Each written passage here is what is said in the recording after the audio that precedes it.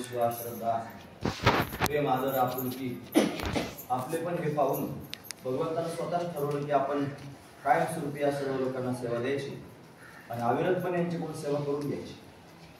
म्हणून त्या वंशातल्या सर्वांनाच आशीर्वाद देऊन टाकला, तुम्ही अखंड तुमच्यावर कृपा केली. म्हणून विश्वंभर बुवांची असणारी पत्नी, तिचं नाव होतं आमाई. त्या आमाईला देवाने सांगितलं की बघ, तुमच्या सगळ्यांच्या भावनेकरिता मी या स्थानावर उभा राहील. तुम्ही अखंड माझी सेवा करत राहिला तर मी दूर जाणार नाही. तिनं पण वरदान मागितलं की माझ्या कुळात अशीच तुझी सेवा कायमस्वरूपी टिकू जावी. अनेक वेळेला मोरकळीचा प्रसंग आला, पण जरी मोरकळीचा प्रसंग आला तरी सुद्धा भगवंतानं त्यांना मात्र सावरीतच राहायचं काम केलं. पुढे जाऊन बोरोबा झाले त्याच वंशामध्ये. बोरोबांच्या पत्नीचं नाव तर कानकाई. पण त्या 24 वर्ष पंढरपूरची वारी केली. संतती झाली नाही. गणपती महाराजांच्या सांगण्यानुसार संतती झाली नाही. मग आता काय करावं, एवढी वारी त्यांनी 24 वर्षापासून करतात. कोणत्याच प्रकारची मागणी नाही, काही अपेक्षा नाही, काही भाव अंतकरणात वेगळा नाही. प्रसन्न झालेल्या भगवंतानं विचारले, एवढ्या वर्षापासून अविरतपणे वारी करत आहात, ऊन वारा पाऊस काही पाहत नाही, खानपानाची चिंता करत नाही, पडशी पत्ता उचलली की वारी करतात. मलाच असं वाटायला लागलं की तुमचा मोठा भार माझ्या मस्तकावर रडून झाला. तुम्हाला काहीतरी दिलं पाहिजे, काय द्यावं, काय हवं ते सांगा. काहीच मागितलं नाही. कारण काहीच मागितलं नाही, बोललो काय नाही. फक्त एकच गोष्ट सांगितली, देवा आमचे वाडवडील ही वारी करतात, तुझी सेवा करतात. ही सेवा अशीच अविरतपणे पुढे चालत राहावी. आमच्या वंशामध्ये तुझी सेवा अशी तरी घडत राहावी, एवढी इच्छा आहे. मग भगवंताने सांगितलं, चिंता करू नका, तुमची ही सेवा अशीच अविरतपणे चालू राहील. मी स्वतः तुमची सेवा पुढे चालू करेन. आणि म्हणून परमात्मा स्वतःच तुकोबाराच्या रूपाने प्रत्यक्ष केले. 3 आपत्ती झाले बरोबर, सावबा, तुकोबा आणि कान्होबा. म्हणून जणू काही ब्रह्मा विष्णू महेशच प्रत्यक्ष प्रकट झाले आणि स्वतःची वारी भगवंताने तुकोबाराच्या रूपाने केली. नित्य पंढरीची वारी शुद्ध भाव अंतकरणात घेऊन साधू संतांची परंपरा रीती त्यांनी अशा पद्धतीने अविरतपणे चालू ठेवत आणि ही वारी तुकोबाराय करत आहेत. वारीमध्ये जर खंड झाला तर मरणप्राय वेदना तुकोबारायांना अशा पद्धतीने होत होत्या. असं तुकोबारायांचं जीवन होतं. सगळ्यात जास्त महत्व जर कशा दिलं असेल तर पंढरपूरच्या वारीला दिलं.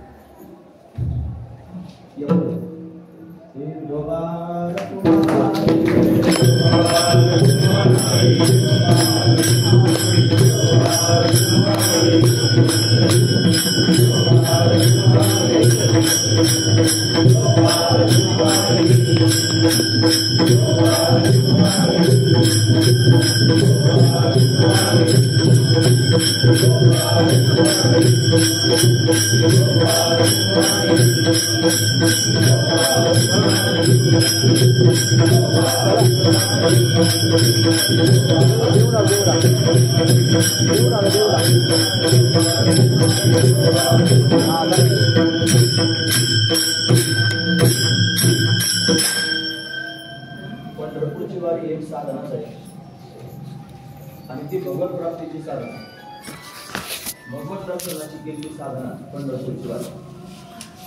तोपर्यंत अनेक साधना जगामध्ये प्रचलित होत्या. ते सगळ्या वाटांकडे जर पाहिलं तर काही वाटा जाण्याकरता. तसं कर्म मार्ग जर पाहिला तर तो कर्म मार्ग सूक्ष्म आहे. त्या सूक्ष्म मार्गाने आपल्याला जाता येत नाही. कर्मकांडामध्ये फार सूक्ष्मता आहे. जर योगाच्या रस्त्याने जाण्याचं ठरलं तर योगाची वाट ही कठीण दुस्तर आहे. सूक्ष्म आणि दुस्तर असणाऱ्या कर्मयोगाच्या ज्या वाटा आहेत त्या सगळ्या वाटा सर्व लोकांना शक्य होतील असं नाही.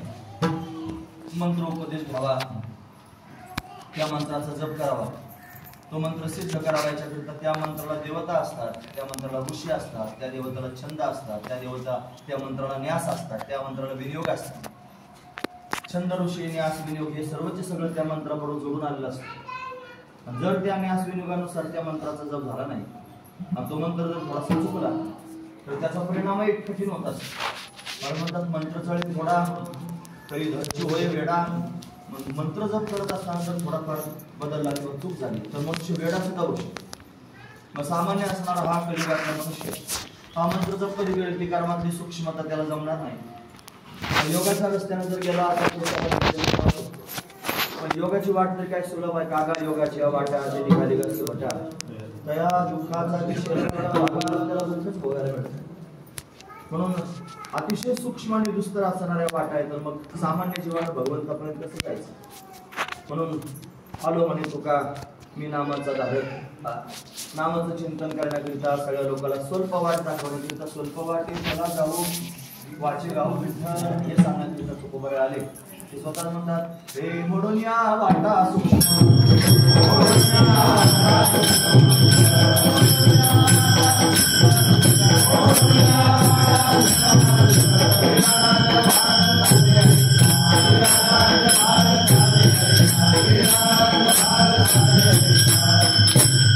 मोडून या वाटा सूक्ष्म दुस्तर केला राज्य भार चाले ऐसा. सूक्ष्म वाटा आणि दुस्तर वाटा मोडून आणि सर्वांना प्रवास करता येईल असा राजमार्ग तयार केला. केला राज्य भार चाले ऐसा असा मार्ग जगाला अशा पद्धतीने दाखवला. सुलभ रस्ता त्याने दाखवला. त्या रस्त्याने जर आपण सर्वजण गेलो तर कुठंच कोणत्या प्रकारचा गुंता येत नाही. महाराज म्हणतात मार्ग जाऊन गेले आली दयावती संत पुढे तेनेची पंथे चालू जाता न पडे गुंता. कुठे काही निळोबऱ्यांच्या नंतर सगळ्या जगाला समजून सांगतात की जगाचा मालक जर प्राप्त करून घ्यायचा असेल भगवंताची जर प्राप्ती आपल्या सर्वांना व्हायची असेल तर संत ज्या मार्गाने गेले त्याच मार्गाने आपण त्यांनी गेलं पाहिजे. म्हणून ते संत ज्या मार्गाने त्यांनी प्रवास करतात वेदमार्गे मुनी गेले त्याची मार्गी चाललो वेद मार्गाने गेले संत. जे त्यांनी वेदातलं सार त्यांना कळालं वेदातला अर्थ त्यांना कळाला आणि तो ग्रहण केला भगवंताची शरणागती केली. काय वेदानं तरी सांगितलं म्हणजे विठोबासी वेद अनंत बोलिला युगाची साधीला विठोबासी शरण जावे निष्ठा नामगावे. वेदानं सांगितलं विठोबाला शरण जा आणि त्याचं नामस्मरण करा. सगळ्या शास्त्रानं विचारलं सगळ्या शास्त्रांचा विचार आणि कुणाचा निर्धार विठोबासी शरण जावे निष्ठा नामगावे. सगळ्या शास्त्रांचं सार सुद्धा हेच आहे की विठोबाला शरण जा आणि निष्ठायुक्त अंतकरणानं भगवंताचं नामचिंतन करा. पुराणानं विचारलं म्हणजे 18 पुराणे सिद्धांत तुका म्हणे हाचे हेत विठोबासी शरण जावे निज निष्ठा नाम गावे. सगळ्या वेदांनी सांगितलं पुराणांनी सांगितलं शास्त्रांनी सांगितलं. काय सांगितलं भगवंताची शरणागती करा आणि भगवंताचं नामचिंतन करा नाम जप करा. ही वारकरी संप्रदायाची श्रेष्ठ असणारी साधना जे भगवंताचं ध्यान करणारी आहे. आपण कीर्तनकार पाहतो सुरुवातीला आल्याबरोबर कीर्तनकार येण्याच्या आधीच आपण म्हणतो रूप पाहता लोचने सुखधान सुंदरते ध्यान उभे विटेवरी करकटावरी ठेवून ध्यान शब्द आला त्याच्या सुंदरते ध्यान उभे विटेवरी तिथे ध्यान शब्द आलाच. आणि कीर्तनकार म्हणतो रूप पाहता लोचने सुख झाले व साजन हे तरी भगवंताचं ध्यानच आहे. भगवंताच्या रूपास केलेलं अशा पद्धतीचं जे ध्यान आहे. पण भगवंताचं ध्यान अतिशय महत्वाचं भगवंताची आठवण अतिशय महत्वाची आणि ही साधना सगळ्या लोकांना करण्यास योग्य आहे. संसारातले लोक संसारातल्या पदार्थांचं ध्यान करतात. नाही करत म्हणलं तर एखादा मनुष्य त्याने बाजूला काढता येणार नाही की ज्याला सांसारिक पदार्थांचं ध्यान होत नाही. आता आपण इथं आलेलो आहोत ही वेळ त्यांनी 11 वाजून 10 मिनिटं झाली. ही वेळ रोजची आपल्या कोणत्या ना कोणत्या तरी कामाची असणारी वेळ. या वेळेला आपल्याला काहीतरी काम कोणी शिक्षक असेल तो शिकवायचं काम करत असेल कोणाच्या घरी गाय गुरं असतील ते पाणी पाजायचं काम करत असतील चारा टाकायचं मावशा असतील ते स्वयंपाक करायचं काम करत असतील. या वेळेला माझं हे काम आहे आणि ते काम त्यांनी आता दुसरं कोणीतरी करत असेल हे तरी आपल्याला ध्यानात आलं. असं संसारिक मनुष्य संसारिक पदार्थांचं ध्यान सहज करतो. बायका मुलांचं ध्यान आपण करतो. कुठे गेलं समजा 4-8 दिवस प्रवासाला मावशी गेली आणि घरी जर छोटंसं नातवंड असलं तर ते तिथं गेल्यानंतर नातवंडाचं ध्यान करते. ती म्हणते त्यावेळी मला त्या बाळाची फार आठवण येते कधी घरी जाईन असं झालंय कधी बाळाला पाहिजे हे काय होतं त्याला तिला ध्यान येतं त्या बाळाचं म्हणत म्हणते. जसं संसाराचं आपण ध्यान करू शकतो तसं आपण परमात्म्याचं ध्यान करू शकतो. ध्यान करण्याची प्रक्रिया सुलभ आहे. ही सुलभ प्रक्रिया सगळ्या लोकांना कळावी म्हणूनच सांगितली. सुंदरते ध्यान उभे विटेवरी करकटावरी ठेवून या. तुम्ही सर्वांनी भगवंताचं ध्यान करा. तुम्ही सर्वांनी भगवंताचं नामचिंतन करा. आणि मंत्र जप करणं जर फार कठीण असलं त्याच्यात फार व्यवधान असलं तरी सुद्धा नामचिंतन करायला मात्र त्याने कोणत्याच प्रकारचं व्यवधान नाही कोणता अडथळा नाही कोणती त्याने चिंता करण्याची गरज नाही. म्हणून सकळास येथे आहे अधिकार कलियुगी उद्धार हरीच्या नामे. नाम मार्ग हा सुलभ असणारा मार्ग आहे. या मार्गाचा प्रचार करण्याकरिता या मार्गाचा डंका वाजवण्याकरिता नवे नवे भक्ती लोकांना कळण्याकरिता जगद्गुरु तुकोबरायांचं प्राकट्य जाते. म्हणतात पिटू भक्तीचा डांगोरा कळीकाळासी दरारा तुका म्हणे करा जय जयकार आनंदे आम्ही वैकुंठवासी आलो याचे कारण असे बोलिले देवशी साच भावे वरदाया काय करणार झाडू संतांचे मार्ग आडराणी भरले जग उच्चिष्टाचा भाग शेष उरला तो सेव संतांचे अर्थलोपली पुराणे नाश केला शब्दज्ञाने विषय लोभीमध्ये साधने बुडविली म्हणून मग पिटू भक्तीचा डांगोरा असं तुकोबराय म्हणतात. पण भक्तीचा डांगोरा पिटण्याकरिता आले वैकुंठाहून इथपर्यंत आले त्यापेक्षा तुकोबराय आणखी विशेष रूपाने सांगतात हे तुका म्हणे मध धाडे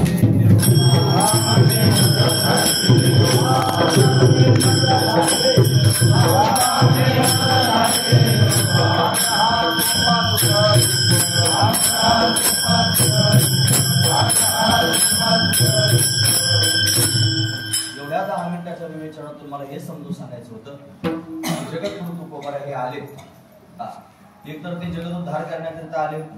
तुम्हाला काय पडलं होतं जगदोद्धार करण्या वाचून देवानं पाठवलं तेव्हा आम्ही वैकुंठवासी आलो. ते आलो म्हणतात म्हणजे आले कुठून वैकुंठातून आले याच कारणासाठी ते कारण पण सांगितलं मी काय कारणाने आलो. बरं कसं काय आले तुमच्या मनानं तुम्ही म्हणजे मनाने आलो नाही मला देवानं पाठवलं तुका म्हणे माझं धाडले म्हणजे पाठवले कशाकरिता निरोपा मार्ग हा सोपा सुखरूप आणि सोपा मार्ग जगाला सांगण्याकरिता आले. मग निरोप घेऊन येणारा माणूस काय आपल्याकडं 4-2 गुंठे घेऊन कायमचा राहतो का तुमचा काय विचार आहे. एखादा माणूस निरोप घेऊन आज शेजारच्या गावात पाठवतो तू गेला त्याला गाव फार आवडलं फार रमल्यासारखं वाटलं 2 जमीन घेतली तिथंच राहिला असं कधी होतं का. तो निरोप सांगणारा निरोप सांगतो निरोप सांगून झाल्यानंतर निघून जातो. हाच विचार आहे. आले कुठून वैकुंठ काय करण्याकरिता आले निरोप सांगण्याकरिता. निरोप सांगून झाला की नाही काय निरोप सांगितला उभारेला हात जगी जाणविली मात देव वैसले सिंहासने आल्या याचका पुढे धनी असं सांगितलं. एकाच्या कैवाडे उगवी अनेकांचे गोडे देव वैसले सिंहासने आल्या याचका पुढे धनी. एवढंच नाही दोन्ही ठिकाणी सारखं केलं. ज्यांना निरोप सांगायला पाठवलं त्याचं काम केलं ज्यांना निरोप सांगायचं त्यांच्याकडे उतरवलं. 2 कामं झाले. दोही ठाई तुका नाही पडो दे तर चुका आपल्याला सांगण्याकरिता आले आपल्याला सांगून झालं आणि ज्यानं सांगण्याकरिता पाठवलं त्याचं काम केलं मग तोही प्रसन्न झाला. दोही ठाई तुका दोघांचं काम पूर्ण करण्यात संत ही मध्यस्थी आहे. जगद्गुरु तुकोबराय मध्यस्थी करण्याकरिता आले. कोणात मध्यस्थी करतात जीवात आणि देवात मध्यस्थी करतात. देवाचंही काम करतात त्याला हे भक्त जोडले जातात असं म्हणतात. आणि देवाचं काम करतात आणि हे जीव जोडून देतात जीवाचं काम करतात जीवाला देव जोडून देतात. दोघांना एकमेकाची भेट अशा पद्धतीने घडून देतात. भेट घडून देणारी दुवा आहेत म्हणतात. त्यांचं काम त्यांनी पूर्ण झालं. काम पूर्ण झाल्यावर जास्त काळ थांबत नाही. महाविष्णू भगवान ज्ञानोबा आहेत काम पूर्ण झालं महाराज अजून थांबू शकले असते. इथं त्यांनी महाराज त्यांनी ज्ञानेश्वरीची रचना केली ज्ञानेश्वरी सांगितली. त्यांनी चांगदेव 65 लिहिली त्यांनी अमृतानुभव लिहिला त्यांनी हरिपाठासारखा ग्रंथ लिहिला त्यांनी योग वासिष्ठावर चिंतन केलं. असे अनेक ग्रंथ ज्ञानोबा यांचे आहेत पण ते सगळ्या समस्या ते प्रगट नाहीत. अभंगांची रचना केली गवळणींची रचना केली चिंतन त्यांनी मांडले. हे सगळेच सगळं ज्ञानोबांनी वाङ्मय तयार केलं. 22 वर्षी समाधीस्थ झाले. अजून थांबायला काय हरकत होती. लोकांनी फार उचलून घेतलं असतं फार त्यांनी प्रेम दिलं असतं. तो आधीचा जो कठीण कष्टमय काळ होता तो निघून गेला होता. ज्यावेळी लोकांनी फार दगड मारले झोळी फाडली खाऊ दिलं नाही मांडी भाजण्याकरता खापर मिळवू दिले नाही अशी जी अवस्था समाजाने केली होती ती अवस्था तर समाधी घेतली त्या काळात नव्हती. आता फार चांगलं होतं सगळ्या बाजून थांबायला काय हरकत होती. पण थांबले नाही का नाही थांबले ते निरोप सांगण्याकरिता आले जगाला उद्धाराचा निरोप द्यायचा होता तो झाला. माझा निरोप दिल्यानंतर काम काय शिल्लक राहिलं म्हणून निघून गेलं पाहिजे. हा महत्वाचं अजून एक कारण सांगतो हे जगही तसं नाही म्हणत ते थांबूनही राहिले असते पण जग त्याचा स्वभाव सोडत नाही. जगाकडे पण खोडे असतात की नाही मला खोड त्याची जात नसते कधी म्हणून किती काही केलं तरी पण जग त्याची खोड केल्याशिवाय राहणार नाही. 10 माणसं प्रेमाने जरी वागत असले तरी 1000 माणसं उफाळून येऊ शकतात किंवा 1000 माणसं प्रेमाने वागली तर 10 माणसं तरी त्याचे उफाळून येऊ शकतात. मग या जगाच्या नादी लागून जगाच्या तालावर नाचण्यापेक्षा आपलं काम झालेलं आहे आपण इथून निघून गेलं पाहिजे हा भाव त्यांच्या अंतर्गत म्हणून लवकरात लवकर समाधी घेतली त्यामुळे आहे. तसंच जगद्गुरु तुकोबरायांनी सुद्धा त्यांचं काम होतं वेदाचा अर्थ जगाच्या समोर सांगायचा. वेदाचा तो अर्थ आमाशित खावा गेराने व्हावा भारमाथा म्हणजे कायम डोक्यावर वेद घ्यायचे हिंडायचा असा अर्थ नाही. वेदांताचार्य वेदांत विद्यावाचस्पती ह्या पदवी आहेत की नाही मला हा पदवीचा भार आहे डोक्यावर. इतरांनी फक्त पदव्यांचा भारच घेऊन फिरायचं पण खरा वेदाचा अर्थ आम्हाला माहिती आम्ही जगाच्या समोर सांगण्याकरिता आलो. जगाच्या समोर हे सांगण्याकरिता आले खरे पण कुठून आले वैकुंठाहून आले. मग निरोप सांगितल्यानंतर गेलं पाहिजे. मग कुठे जायचं जिथून आले तिथंच जायचं. म्हणून त्यांनी सगळे लोक मुक्त होण्याकरिता अट्टहास करतात। वैकुंठात जाणं म्हणजे मुक्त होणं असा अर्थ नाही। मुक्त होणं म्हणजे काय? मुक्त होण्याकरिता मोक्ष मिळवण्याकरिता वेगळी प्रक्रिया शास्त्राने वर्णन करून सांगितली। काय वेगळी प्रक्रिया आहे मोक्ष मिळवण्याकरिता? त्याला कळायला पाहिजे संपूर्ण जगत हे असंच आहे, जड आहे, दुःख रूप आहे, हे माईक आहे, म्हणून ते माया त्याचं कारण आहे। म्हणून कारण सवर्तमान या जगताची निवृत्ती करणं आणि पुन्हा ब्रह्मस्वरूपाची प्राप्ती करून घेणं याचं नाव आहे मोक्ष। मोक्ष म्हणजे काय? कारण सवर्तमान जगताची निवृत्ती आणि ब्रह्मस्वरूपाची प्राप्ती याला मोक्ष म्हणतात। अशा मोक्षाकरिता तळमळ त्यांनी करणारा जो जीव आहे त्याला मुमुक्षु म्हणतात। आणि असा मुमुक्षु त्यांनी साधना करतो आणि साधना करून त्यांनी महाराज बोधाच्या माध्यमातून ज्ञानाच्या माध्यमातून संपूर्ण जगताचा बाध करून टाकला। बाध शब्दाचा अर्थ होतो नाहीचा निश्चय। तुम्ही ऐकतात ना सर्वजण? तुम्हाला आता चांगलं चरित्र सांगतो पण दुसरीकडे घुसला, पण हेही महत्वाचंच आहे। बाध निश्चय, बाध निश्चय म्हणजे नाहीचा निश्चय। हे जगत नावाची वस्तू झालीच नाही, न झाला प्रपंच, आहे परब्रह्म, अहम सोहम ब्रह्म कळले, अशी ती अवस्था त्यांनी प्राप्त करून घेण्याकरिता अट्टहास असतो। ज्याला ही अवस्था प्राप्त झाली त्याला कुठेही जावं लागत नाही, नाही आम्हाजी मरावे लागत, तुकोबाराय म्हणतात आम्हाला जन्मावं लागत नाही, मरावं लागत नाही। अशी स्थिती त्या काळात प्राप्त होते। स्वरूपाचा बोध प्राप्त झाला की मग अमरत्व त्यांनी प्राप्त होतं। अमरहा खरे की पहा कुठे न म्हणा देह माझा ऐसा मग भरवसा कळे, हे अमरत्व जीवाला प्राप्त होतं। तो सर्व व्यापक स्थितीला अशा पद्धतीने प्राप्त होतो। सर्वत्र मीच गच्च भरलेलो आहे अशी अनुभूती प्रत्यक्ष त्याला येते। मग त्यांनी जगतच संपून जातं तर जन्म मरणाचं काही कारण शिल्लक राहत नाही। सारी झाली मेली लटके वचन बद्ध मुक्तशी न तुका म्हणे, तुकोबाराय म्हणतात। म्हणून त्यांनी सारी झाली, पुढे सारीपाठ खेळायचे की नाही लोक, मग ते सारीपाठ खेळायचे, त्याच्यात कवड्या असायच्या, मग ते त्यांनी असे मांडले जायचे की त्यांनी मग दोघांनी खेळायचं। खेळता खेळता त्यांनी समोरची कवडी मारायची, त्याची मिलरी मिली याची जिवंत व्हायची। हे त्यांनी जिवंत होणं मरणं हे जसं लटका असणारा व्यवहार आहे, तसं या संपूर्ण जगतामध्ये जन्माला येणं आणि मरणं हे स्वरूपाचा बोध झाल्यानंतर संपूर्ण व्यवहार लटका होतो। तो लटका व्यवहार संसार वाया हेच त्यातलं लटकेपण आहे। हा महत्वाचा विचार आहे। दोन लेकरांचे भांडणं चालले होते आणि इतके भांडणं शिकायला गेले की रडून रडून पोरं त्यांनी रस्ताळले। असे लहान लहान लेकर होते, रडून रडून रस्ताळले। रस्ताळल्यानंतर त्यांनी काय समजदार मनुष्य त्यांच्या आला म्हणे का रडता? आज भांडणं झाले आमची। कशावर भांडण? याने माझी गाडी घेतली त्याच्यावर भांडण झालं। ते म्हणजे कुठे गाडी? मला त्याची गाडी घेतली, देऊन टाक त्याला। ते म्हणजे आज तशी गाडी नाही, मग रस्त्याने ज्या गाड्या वाहतात की नाही त्या गाड्या दोघांनी पण पाहायच्या। आणि सगळ्यात आधी त्यांनी गाडी आली जो म्हणून गाडी त्याची, सगळ्यात आधी रस्त्याने वाहणारी गाडी जो पाहिली गाडी त्याची। मग सगळ्यात आधी गाडी मी पाहिली होती आणि तरी तो म्हणतो मी पाहिली। मग ती गाडी कोणाची? मी सगळ्यात आधी पाहिली म्हणून कोणाची? माझी। त्याला द्यायची का? नाही द्यायची। मग दोघांचं कळलं तुम्हाला हे लटकच आहे मला। गाड्या दोघांच्या गिरी गाडी, गाडीला माहिती नाही काय चाललंय, गाडी निघूनही गेली, पण भांडण मात्र शिकायला गेलं। रस्त्यावर नाश्तावर रडायचा कार्यक्रम त्यांना सुरू झाला। असंच भांडण आपलं पण आहे। या संसाराचा एकही घटक आपला नाही, हे सगळं त्यांनी वाहणारच आहे, चाललंय आपल्या डोळ्यासमोर वाद, पण आपलं भांडण चाललंय माझे म्हणून व्यर्थ गेला। व्यर्थताच आहे महाराज माझे म्हणून भांडण करण्याची। कोणाचीच गाडी नाही, गाडी निघूनच जाणार आहे।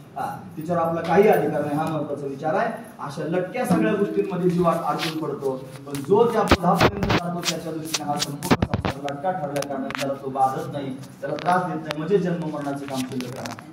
वैकुंठाला गेलं म्हणजे हे असं झालं असा अर्थ लावू नका।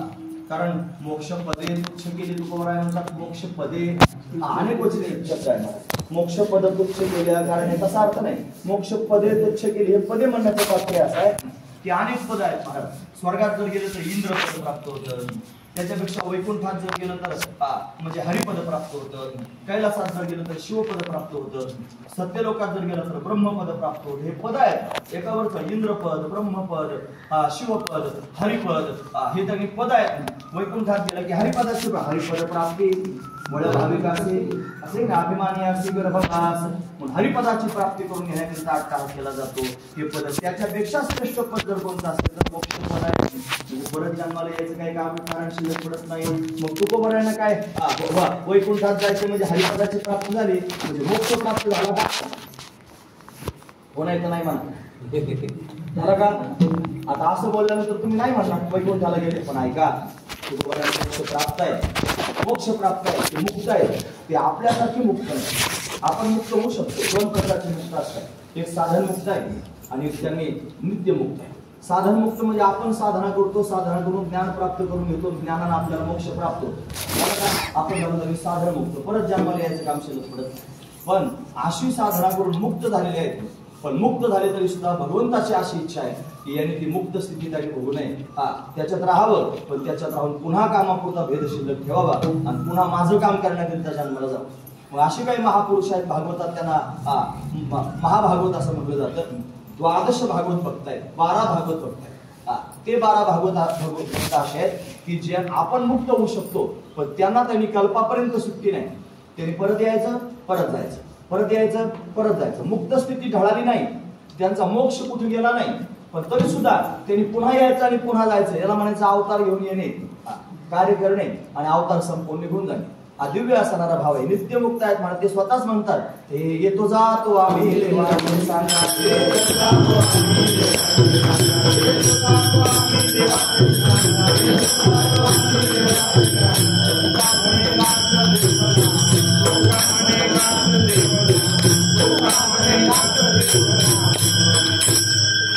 जातो आम्ही देवाचे सांगात. तुका म्हणे गात देवना, किंवा जेवढे झाले अवतार तुका त्यांच्या बरोबर, जेवढे अवतार झाले तुका त्यांच्या बरोबरच आहे. आधी जो प्रल्हाद तोची पै अंगद, अशी परंपरा आहे ना. जे प्रल्हाद त्याने होते तेच अंगदाच्या रूपाने प्रगट झाले, पुढे तेच उद्धवाच्या रूपाने प्रगट झाले, तेच नामदेव महाराजांच्या रूपाने आले, तेच तुकोबारायांच्या रूपाने प्रत्यक्ष प्रगट झाले. ही त्यांची येण्या जाण्याची कायमस्वरूपीची परंपरा सुरूच आहे. ती आजही कुठे ना कुठेतरी अवतार धारण करून आपल्याला भेट देण्याकरिता, दर्शन देण्याकरिता, उपदेश करण्याकरिता येत असतात. जगद्गुरु तुकोबाराय आणि महाराज येतात आणि जातात भगवंताच्या त्या इच्छेनुसार.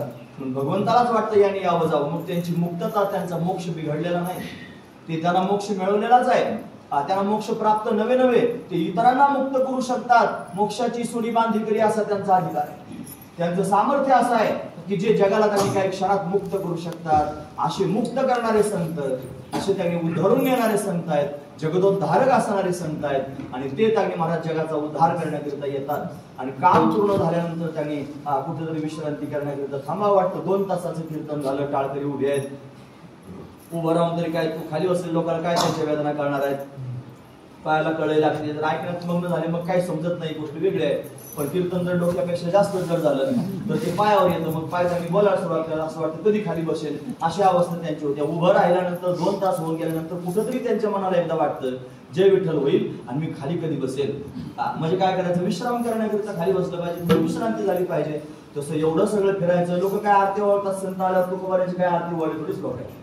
हे लोक तुकोबारांना तू क्या म्हणले, काय तुकोबारांचे काय त्यांनी हाल केले, या सगळ्या लोकांनी काय सांगा, सगळं चरित्र बघा म्हणजे तुमच्या लक्षात येईल. मग एवढं सगळं त्यांनी झालं, एवढी धावपळ झाल्यावर कुठेतरी विश्रांती करावीशी वाटत असेल की नाही. मग कुठं विश्रांती आहे त्यांना, की विश्रांतीचं ठिकाण त्यांचं ठरलेलं आहे देवानं त्यांना.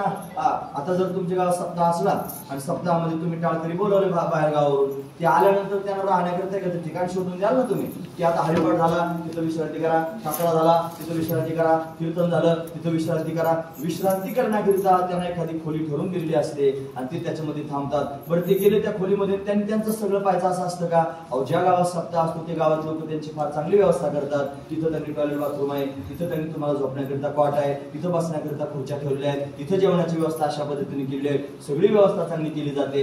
तशी त्यांनी भगवंताची जरी इच्छा आहे त्यांनी यावं त्यांनी जावं, तर भगवान व्यवस्थापन करणार की नाही. मग व्यवस्था अशी केली की जी कुठंच पाहायला मिळत नाही. कशी व्यवस्था आहे, वैकुंठासारखी व्यवस्था आहे. येत नाही आधी व्याधी श्री पुरुषा समान बुद्धी, असं वैकुंठाचं वर्णन आहे. आळस येत नाही, जांभळ येत नाही, डुकली येत नाही, झोप येत नाही, भूक लागत नाही, कंटाळा येत नाही, काही होत नाही. मस्त त्यांनी असणारी अवस्था वैकुंठात त्यांनी अशा पद्धतीची आहे. म्हणून तुम्ही असं त्यांनी माझं काम करा आणि एवढं काम झालं की वैकुंठात या, थोडासा विश्राम करा आणि पुन्हा तुम्हाला असं वाटलं की जेव्हा गरज असेल तेव्हा परत जा.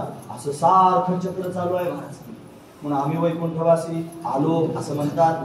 कोणामुळे आलो, त्यांनी पाठवलं. मला धाडीले निरोपा असं म्हणतात, त्यांनी पाठवलं म्हणून मी आलो. माझं काय काम होतं ते मी केलं. आणि आता हे सगळं काम झाल्यानंतर मग आता मी थांबणं गरजेचं आहे का, नाही, आता मी गेलं पाहिजे. म्हणून आता म्हणतात आम्ही जातो, आहे की नाही. आलो पण तेच म्हणतात, नाही पाठवलं पण तेच म्हणतात, आलो पण तेच म्हणतात, हे का नाही. हे काम केलं पण तेच म्हणतात. ते म्हणतात धर्माचे पालन करणे पाखंड खंड, हेची आभा करणे काम, बीज वाढवावे ना. म्हणजे ते पाठवले, ते आले, त्यांनी काय काम केलं ते लोकांसमोर सांगितलं, हे ज्या मागीरने काम हे काम केलं आणि हे सगळं काम झाल्यानंतर त्यांनी म्हटलं आता जातो. कुठे जातो? वैकुंठाला. वैकुंठाला जाण्याची तयारी आहे. ही संपूर्ण रूपरेषा आहे आजच्या बीजीची. लक्षात घेण्यासारखा विचार आहे. ते आल्यानंतर त्यांचं कार्य त्यांनी केलं आणि ते आता त्यांनी वैकुंठाला जाण्याकरिता सज्ज झाले. दिव्य कार्य जगद्गुरु तुकोबरायांनी अशा पद्धतीने केलं. फार कठीण प्रसंग तुकोबरायांच्या जीवनामध्ये पाहायला मिळाले. फार कष्ट तुकोबरायांनी सहन केले. तुकोबरायांसारखे कष्ट कोणी सहन केले नाहीत. फार लोकांनी छळ केला, फार लोकांनी वेदना दिल्या आणि फार दुःख तुकोबरायांना प्रत्यक्ष पाहायला मिळालं. हे मायामोह त्यांनी मनुष्याच्या डोळ्यासमोर असतो ना. आई बाप नाही म्हणलं तरी फार प्रेमाचे असतात, बायका मुलं फार प्रेमाचे असतात, प्रपंचात नाही म्हणलं तरी माणसाचं मन त्यांनी गुंतून पडतं, अडकून पडतं. या सगळ्या गोष्टी डोळ्यासमोर त्यांनी बाजूला होणं आणि त्या फार प्रिय त्यांनी असतात आणि त्यांचा वियोग अशा पद्धतीने होणं थोडं सोपं नसतं. तुकोबरायांचे वडील मरण पावले, बाप मम्मीला न कळता नव्हती संसाराची चिंता. जोपर्यंत संसाराचा भार अंगावर नव्हता, काही चिंता नव्हती, त्याच काळात बाप मरून गेला. मग जबाबदारी आली की नाही? पण आली. ठीक आहे, जरी बाप मरून गेला, जबाबदारी त्यांनी खांद्यावर आली तरी सुद्धा अंजारून गोंजारून प्रेम देऊन दिला देणारी आई जरी असली तरी ती डोक्यावर हात फिरवून पाठवर थाप टाकून म्हणेल मी आहे बाळा, तू चिंता करू नको, त्याला आशीर्वाद देऊन त्याचं कार्य त्यांनी पुढे चालेल. पण आई मरून गेली थोड्या दिवसातच. म्हणजे बापही मरून गेला, आई पण मरून गेली. मग व्यवहार अंगावर आला. बरं, वडील ज्या पद्धतीने व्यवहार करत होते तसेच करत होते, पण सहिष्णुता त्याला अजून जोडलेली होती. सगळ्या लोकांविषयी प्रेम होतं, आदर होता, कोणाचं नुकसान करायचं नाही, कोणाला त्रास द्यायचा नाही, अशी सगळी अवस्था तुकोबरायांची होती. लोक त्यांचा स्वभाव सोडत नाही. आपण मगच ऐकलं, लोकांनी डाव साधला बरोबर आणि असा घाला घातला की प्रपंचाचा धिंगाणाच करून टाकला. सगळा त्यांनी महाराज दिवाळा निघालं आणि ते दिवाळा निघालं तरी पण त्यांची स्थिती ढाळली नाही. बरी झाली देवा निघाले, दिवाळच निघालं. दिवाळा निघाल्यावर काय होतं ते बघा. कोणाचं निघू नये धर्म संयोगाने, पण भगवंताच्या भक्ताची निघतातच महाराज. तो जर त्याच्यात अडकून पडला आणि त्याला जर तो संसार गोड लागायला लागला तर मग मात्र देवाची ते कोण आला ज्याचे घरा त्याच्या पडेचरा संसाराशी. देवाची ते कोण करावे तोंडाळ आपणा वेगळे राहून नेली. जो देवाचा ओरिजिनल भक्त होतो ना, असं तोंड सुटतं महाराज त्याला की उठल त्याचा अपमान करते, उठल त्याला उचलून आपल्याचं निघ म्हणते, चल अजिबात तुझा माझा काय संबंध नाही, माझा देवाशी संबंध आहे, असं तोडून तोडून बोलतोय महाराज सगळ्यात. आणि ते तोडून बोललं की समोरच्याला वाटतं काय याच्या नादी लागायचं, चला अशी माणसं तोडायचं काम करतो हा देव. हा महत्वाचा विचार. का बरं तोडतो? त्या देवाच्या मनात विचार आहे हा फक्त माझाच राहिला पाहिजे, हा दुसऱ्याचा होता कामा नाही. हा जर फार गोळगटपणानं सगळ्यांबरोबर बोलले नाही, हे सगळे जर त्यांनी अशा पद्धतीने त्याची झाली, याचा जीव जरी यांच्यात अडकला तर मग काय उपयोग आहे? यांचं होऊ द्यायचं नाही. म्हणून त्यांनी आपण वेगळे राहू नये, आपल्यापेक्षा वेगळं राहू देत नाही, म्हणून आपण तोडायचं काम करतो, त्याला तोंडाळ करून टाकतो. देवाचा स्वभाव आहे. म्हणून त्यांनी या सगळ्या प्रिय वस्तू त्यांनी डोळ्यासमोर निघून गेल्या. फार वेदना सहन कराव्या लागल्या. बायको मरून गेली, अन्न करतात. असा प्रसंग आताच्या घडीत तुम्ही आपलं एवढं आयुष्य झालं सांगा, एखादा माणूस अन्न करून गेला आहे काय एखादा पाहण्यात तुमच्या? अजिबात नाही. एवढे कष्ट आज या काळामध्ये कोणालाही पाहायला भेटत नाही. एखादा मनुष्य पाणी करून मरण पावला असं कोणी पाहिलं का? तुकोबरायांचा एक मुलगा संतू, एक मुलगा त्यांनी पाणी करून तुकोबरायांच्या मांडीवर प्राण सोडला. अशी त्याची वाईट अवस्था पाहायला मिळाली. त्यांनी डोळ्यानं पाहिली, पाणी करून त्यांनी प्राण सोडून दिले. अशी अवस्था झाली. किती वेदना झाल्या असतील. आज पाणी करून मरताना कोणी पाहिले का? अशी अवस्था त्यांनी कोणाला पाहायला भेटत नाही. एवढ्या वेदना, एवढं दुःख त्यांनी तुकोबरायांच्या अंतकरणाला झालं. सगळा संसार त्यांनी वेगळा सोडायची गरज पडली नाही, संसार सुटूनच गेला. आणि कशानं? भगवंताच्या चिंतनानं स्वतःला सावरलं आणि हे आदर्श रूपाने जगाच्या समोर वागून दाखवलं. तैसे संत जगे क्रिया करून दावी अंगी. आपल्या जीवनात थोडीशी प्रतिकूल अवस्था निर्माण झाली, थोडं मनाविरुद्ध झालं की माणूस देवाला शिव्या घालायला सुरुवात.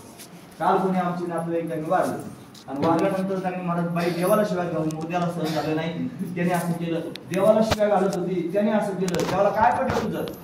तुझा खटखटा संसार एवढा त्यांनी. देवाचा किती मोठा संसार आहे. तुझ्या संसाराला हिसकून नेऊन काय करेल देव? आणि नेऊन ठेवीन तरी कुठे धाडण वाढायचं तू? आणि कशा करता देवाला शिव्या द्यायच्या? देवाला शिव्या देतात लोक. देवा तूच आमचं असं केलं. देव काय करत नाही, तुमचे कर्मच त्यांनी असं करतात. आपले कर्मच आपल्याला भोगायला येत असतात. हा महत्वाचा विचार. पण हे कर्म त्यांनी भोगायला येतात. जगद्गुरु तुकोबरायांच्या जीवनामध्ये हे सगळे प्रसंग पाहिले. देवाला कधीच दोष दिला नाही. देवा तू असं काय केलं, कधी दोष दिला नाही. उलट भगवंताची कृपा मानली, देवाने कृपा केली. देवे माया सोडविली, बाईल मेली मुक्त झाली. देवे माया सोडविली, तुकोबरायांचे शब्द. बायको मेली म्हणे मुक्त झाली, बरं मरून गेली, बरं झालं. काय का बरोबर झालं?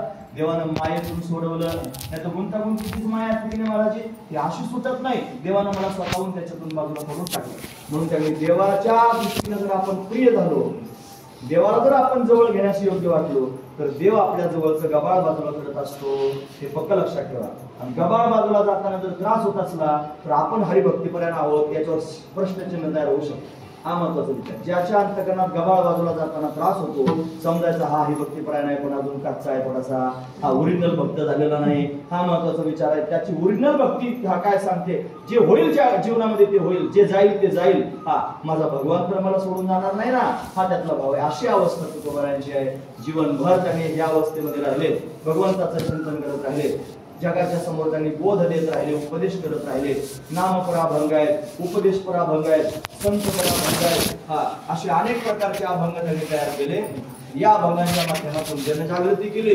नवे नवे हरिभजनी हे ढवळले जग सुखविला काळाचा, हरिभजनानं सगळं जग त्यांनी दौडून काढलं. संसाराच्या नावे घालूया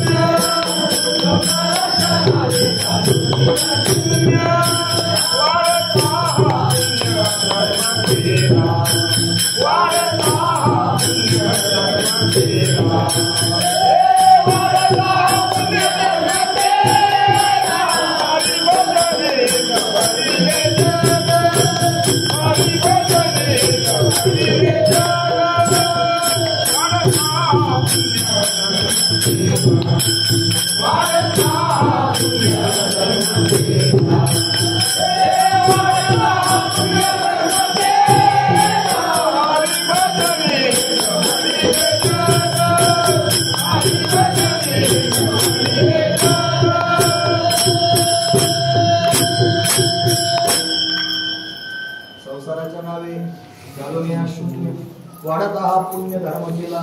हरिभजन हे ढवळले जग चुकविला लाग कलिकाळाचा, कलिकाळाचा लाग चुकवला. हरिभजनानं सगळं जग ढवळून काढलं. सगळ्या लोकांना भगवंताच्या भक्तीला लावलं. डोळ्यासमोर त्यांनी सगळेजण भगवंताचं भजन करतात ते पाहायला मिळालं. काम पूर्ण झाल्यासारखं वाटतं. आणि मग आधी या संसाराच्या छंदात अडकायचं. देवही त्यांनी सहाय्य करत पाहिजे. म्हणतात लोहगाव, लोहगाव ही तुकोबारायांची सासूरवाडी. तुकोबारायांची पहिली पत्नी लोहगावची, म्हणजे रखमाई पहिली पत्नी. दुसरी पत्नी पुणेवाडीची होती, म्हणजे जिजाबाई ही पुण्याची होती, पुणेवाडीची होती. पहिली पत्नी लोहगावची होती. तुकोबारायांची मामा पण लोहगावचे होते. असं काही फार प्रेमाचं असणारं गाव होतं. आणि त्या लोहगावात तुकोबारायांचं जाणं येणं होतं. पण गेल्यानंतर त्यांनी सप्ताह व्हायचा. मग सप्ताह झाल्यानंतर लोकांना वाटत तुकोबारायांचं ऐकतच राहा, थांबा तुकोबारा आहे, थांबा तुकोबारा आहे, असं करून शेजार पाजारचे लोक कीर्तनाला घेऊन जायचे, परत लोहगावातच मुक्कामी यायचे. असे महिना 2 महिने तुकोबारा आहे लोहगावात राहायचे. तिथं बरेच चमत्कार लोहगावात तुकोबारायांच्या बाबतीत पाहायला मिळाले. एक दिवशी काय झालं, तुकोबारा त्या गावामध्ये ज्या शिळेवर बसत होते ती शिळा अजूनही त्या गावात आहे, लोहगावामध्ये. त्यांनी मंदिर त्यांनी तयार केलेलं आहे. आम्ही लोहगावात जाऊ ना, त्या शिळेवर त्यांनी बसत होते. आणि सगळे लोक भेटायला यायचे, मग बोलायचे, चर्चा व्हायची. तो भंगार गोळा करणारा, त्याचा वैकुंठ गमनाचा संबंध आहे म्हणून सांगतो. भंगार गोळा करणारा, भंगार म्हणजे भंगारच, भंगार म्हणजे जे काही कामाचं नाही असं भंगार. कधी कधी आपण एखाद्या माणसाविषयी सुद्धा बोलतो, काय त्याच्या नादी भंगार आहे असं सहज माणूस म्हणतो, कारण ते बिगर कामाचं भंगारच असते. म्हणून असे भंगार पण कळालं पाहिजे. पण बऱ्याच वेळेला भंगार सुद्धा गोळा करतात लोक,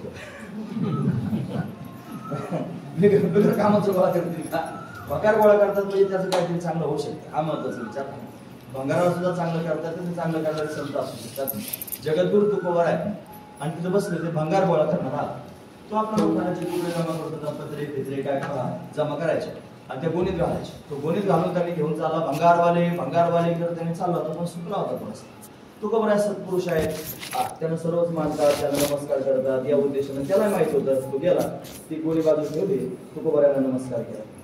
नमस्कार केला पण जरा सुकला होता. रोज यायचा नमस्कार करायचा तो, पण प्रसन्न असायचा. आज मात्र जरा सुकला होता. काय सुकला बाबा? आता संत हृदय नवनीत समाना, कहा कभी न परी कहे न जाना. दुसऱ्याचं दुःख त्यांनी पाहिलं की संतांचं हृदय द्रवीभूत होतं. मृदू सभा येणं तैसे सज्जनाचे चित्त. दुसऱ्याचं दुःख बी अनेकांच्या दुःखी दुसऱ्याच्या दुःखानं दुःखी होत असतात संत. पण त्याचं काय दुःख आहे म्हणून त्याला विचारलं, बाबा का सुटलास?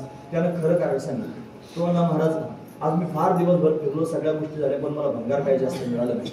मला थोडंच त्याने भंगार मिळालंय म्हणून मी थोडा नाराज आहे. मग असं किती मिळालं दाखव तुला असं म्हणले की त्यांनी ती गुणी घेतली आणि तुकोबराच्या शिळेवर बसली. ती मोठी शिळा होती. तुकोबरांच्या शिळेवर ते भंगार ओतल्यानंतर चमत्कार असा झाला की ते लोखंडाचे असणारे तुकडे तुकोबराय बसलेल्या शिळेवर पडल्याबरोबर त्या लोखंडाच्या तुकड्याचं सोनं झालं.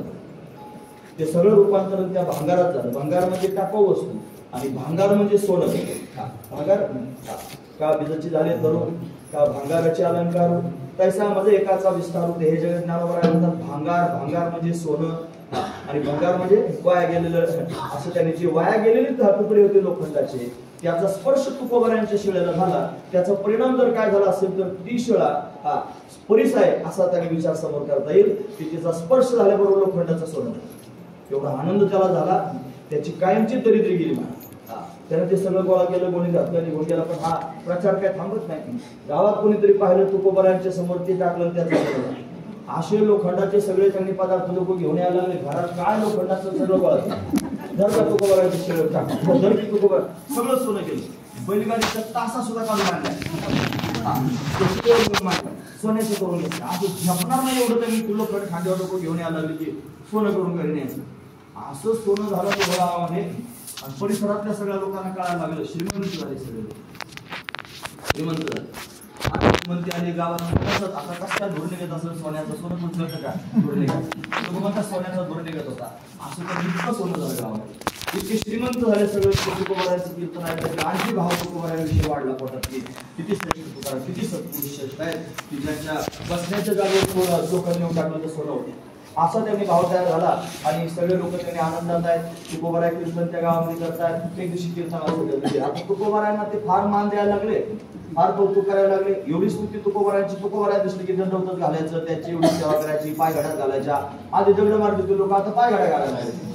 आता जर ते जास्त झालं, थोडंसं जास्त प्रमाणात झालं आणि तुकोबराय पुन्हा तिथंच राहायला लागले. हे देवाला कळलं. देवाच्या लक्षात आलं की हा इथं जास्त रमतोय, इथं त्यांनी रमतोय. त्याला जर तिथं रमला तर माझा काय उपयोग झाला? मी पण वेळा झालो याच्याकरता, सगळं सोडून याच्या मागे फिरतोय. मी सर्वस्व याला दिलं. याच्या वाणीवर त्यांनी सरस्वतीला बसण्याची आज्ञा दिली.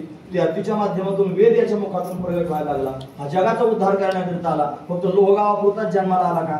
याला जगाचा उद्धार करायचा तेवढा पुरताच मर्यादित थांबला का? त्याला तिथे ठेवलं पाहिजे. मग अशी काहीतरी गोष्ट घडली पाहिजे, असा काहीतरी विक्षेप झाला पाहिजे की तो तिथं न राहता बाजूला झाला पाहिजे. मग काय करायचं? गावात कीर्तन होतं, सगळे लोक कीर्तनाला आले. खरडून पुसून सगळे लोक कीर्तनाला आले. देवानं चोराचं रूप धारण केलं, दरोडेखोर. आता त्याच्यासारखा कोण दरोडेखोर सापडणार? देव दरोडेखोर झाला म्हटल्यावर सामान्य दरोडेखोरांची काय किंमत आहे त्याच्या समोर? देव दरोडेखोर झाला आणि आल्यानंतर सगळ्या गावातले दरोडेखोर घुसले. लगेच ताबडतोब जे घरात राहिलेले लोक होते त्यांना दमदाटी करून जेवढं सोनं नाणं त्यांच्या घरात होतं सगळंचे सगळं चोरलं आणि सगळं सोनं चोरून त्यांनी लोक अशा पद्धतीने ते चोर अशा पद्धतीने लुटून घेऊन गेले. चोर निघून गेल्यानंतर कीर्तन झाल्यावर लोक घरी गेले. मग लोकांच्या लक्षात आलं की गावात चोरी झाली आणि होतं नव्हतं सगळं चोरांनी नेलं. होतं नव्हतं म्हणजे काय? तुकोबरायांनी लोखंडाचं सोनं केलं, त्यावेळेस सोनं झालं का? पहिलं त्याच्याकडे होतं नाही, थोडंफार होतं आणि नवीन भेटलेलं होतं का? नव्हतं. ते तुकोबरायांनी त्या तुकोबरायांच्या शिळेला स्पर्श केल्यावर म्हणजे पहिलं त्यांच्याकडे होतं. तुकोबरायांनी द्यायच्या आधी त्यांचं नव्हतं, ते होतं नव्हतं. म्हणजे होतही गेलं आणि नव्हतंही गेलं. दोन्ही पण निघून गेले. होतं नव्हतं सगळं गेलं. आणि सगळं गेल्यानंतर त्यांनी असे फाणान बोंब मारायला लागले लोक. ते म्हणजे या तुक्याच्या कीर्तनाला गेलो. तुकाराम महाराज म्हणतो याच्या कीर्तनाला गेलो. सगळं त्यांनी सोडून त्या कीर्तनाकरता गेलो आणि याचं कीर्तन जर खरंच खरं होतं आणि त्याचा देव जर खरंच खरा होता तर आमचं असं कसं काय झालं? हे सगळं तुकारामामुळेच झालं. म्हणून तोंडावर तुकोबरायांना जे नाही ते शब्द त्यांनी वापरायला लागले. तुकोबरा विचार करायला लागले, अरे कालपर्यंत लोटांगण घालत होते, कालपर्यंत पाय घड्या घालत होते, कालपर्यंत उदो करून लोकांना घेऊन नाचत होते. एक घटना घडली हेच असं आहे, आधीचे फार कौतुक करतात ना, तुमचं जर एखादं काही गोष्ट मनाविरुद्ध झाली की नावं ठेवायला पण तेच असतात, ते रोजान थोडे जाणवं लागतं, तेच असतात जे आधी कौतुक करतात तेच उफाळून येतात नंतर. ही जगाची रीत आहे, ही जोपर्यंत कळत नाही तोपर्यंत मनुष्य याच्यात गुंतून पडत असतो. अशी रीत कळाली की मग तो दोन्हीतून बाजार होतो, माझं हेही नाही तेही नाही, वेगळा तोही पास होणे, मग सगळ्यांवरचीच माया आपोआपच उडून जाते ना. आणि ते प्रतिकूल परिस्थिती झाली आणि मग नावं ठेवायला लागले, परत चांगली झाली परिस्थिती, मग जर जवळ आले तरी त्यांच्याविषयी प्रेम राहत नाही. तुम्ही लक्षात घ्या मी काय सांगतो. तुम्ही आधी फार माझे चांगले बघत, माझं तुमचं बिघडतं, तुम्हाला शिवाय तुम्ही देणार नाही कधीच. माझं उदाहरण फक्त सांगतो, मला शिव्या द्यायला लागले, नंतर शिव्या देऊन झाल्या, पोटभर शिव्या दिल्या, सगळं काय झालं आणि परत कळालं आपण उगाच शिव्या देत होतो, परत माझ्याजवळ आले, परत प्रेमाने माझ्याशी बोलायला लागले. आता तुम्ही माझ्याशी कितीही प्रेमाने बोललात तरी मलाही माहिती आहे की तुम्ही आज जरी प्रेमाने बोलले तरी तुमच्या पोटात शिव्या देणारा सुद्धा आहे. तुमच्या पोटामध्ये शिव्या देणारा सुद्धा आहे. आज जरी चांगलं बोलत असला तो तरी पण तो सुद्धा तुमच्या पोटात आहे. मग मला त्याची संगतच नको. मग मला कोणाची पाहिजे? फक्त देवाची संगत पाहिजे, फक्त देवच पाहिजे. आता दुसरं मला कोणी नको आहे, फक्त देव पाहिजे. मला जगाचा रंग कळाला, मला जगाचा नियम कळाला, मला जगाचा स्वभाव कळाला. आता हे जग मला नको, आता फक्त देवच मला पाहिजे. अवस्था तयार झाली, प्रसंगानं तयार झालेली अवस्था. सतत डोळ्यातून घळघळा अश्रू व्हायला लागले, देवा काय अडकलो मी यांच्या, आणि कशा करता या सगळ्या लोकांच्या छंदामध्ये गुंतून पडलो. आता तूच पाहिजे, तुझे वाचून मला दुसरं कोणी नकोय. अशी अखंड त्यांनी महाराज भावना अंतर्गत निर्माण केली. भगवंताचा धावा करायला लागले. ते म्हणले, देवा तुझी वाट पाहतोय, तुला हाका मारतोय, तुझं चिंतन करतोय, कधी येशील? वाटोली पाहता शिनले डोळोले, कधी येशील देवा? तुझी वाट पाहता पाहता डोळ्याला शिनाला, दाविसी पावले काही डोळा. नामदेव महाराज म्हणतात ना, असुबे दाटली उभारुनी बाहेर, नामा वाट पाहे रात्रंदिन, रात्रंदिवस वाट पाहिली. देवा तू कधी येशील? तुझ्या वाचून दुसरं कुणी नाही रे देवा. येई ग तुम्हारे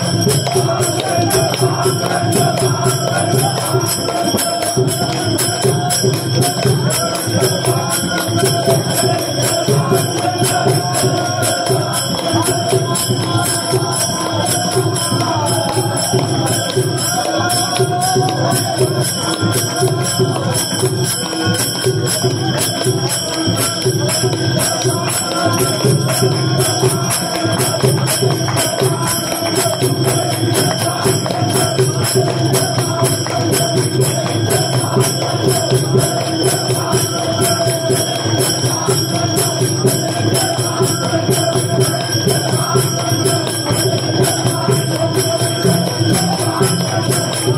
हाक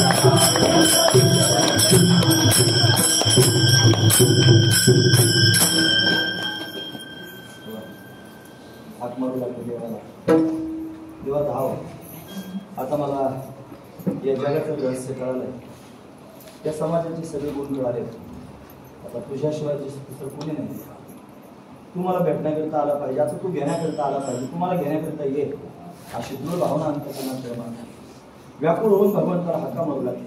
हे येगा तुम्हाय बापा पंढरीच्या राया, तुझं बिनशील वाटे तुझ्या वाटून शीन वाटायला लागलं. कशाकरिता हे सगळं मी करतोय? काय या जगामध्ये मी थांबलेलो आहे?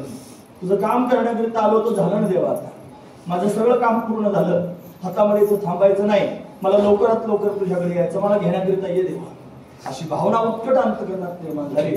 भगवंताचा धावा करू लागले. कळकळून भगवंताला हाका मारू लागले. रोज कीर्तन करू लागले.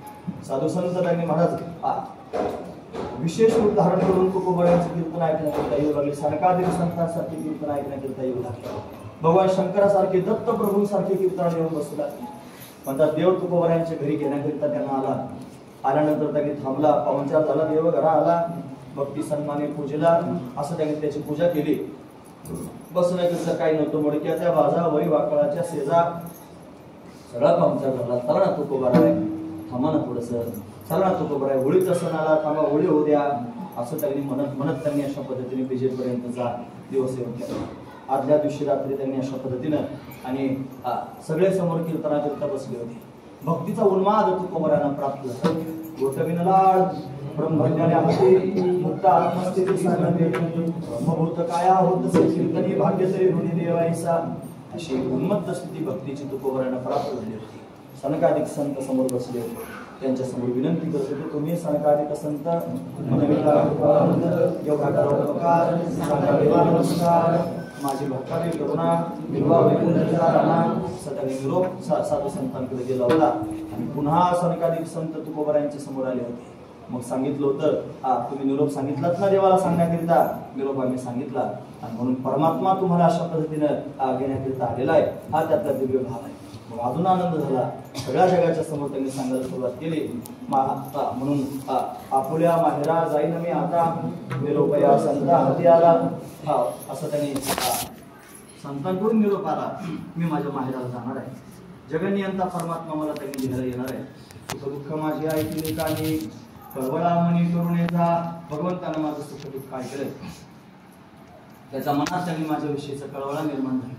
करुण सिद्ध मूळ सावले बापुके. म्हणजे सिद्ध त्यांनी मूळ करून त्यांना अशा पद्धतीने मला घ्यायला असं ठरवलेला आहे. तो परमात्मा आलाय, आता मी गेलं पाहिजे अशी भावना अंतकरणात आहे. जीवनभर परमात्म्याचं भजन केलं. जीवनभर भगवंताचं होऊन राहिले. जगाचं काही संग राहिलं नाही.